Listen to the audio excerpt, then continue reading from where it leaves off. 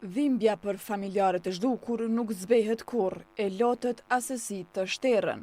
Në ditën kombëtare të personave të pagjetur, në Kosovë u përkujtuan 1592 personat që ende figurojnë të zhdukur nga lufta e fundit.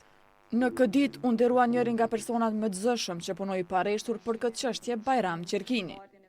Gjyshi im zgjohej çdo mëngjes me të njëjtin qëllim të shenjtë, të kërkonte drejtësi, të kërkonte të vërtetën përbet e kësaj toke të zhdukur me dhunë.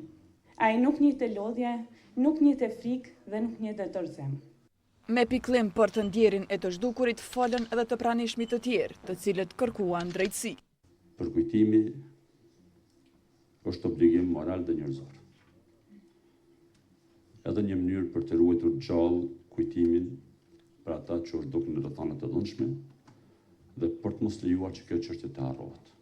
Ne si shoqëri, po dhe si universitet, edhe si fakultet, edhe si individ, kemi detyrë edhe morale, por dhe atëdhetare, që të mos harrojmë asnjëherë për krimet e bëra, dhe të kërkojmë drejtësi për çdo jetë të humbur.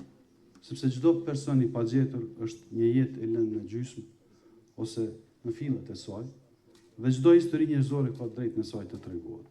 Për të shënuar këtë ditë u hap edhe ekspozita në hollin e Fakultetit Filozofik.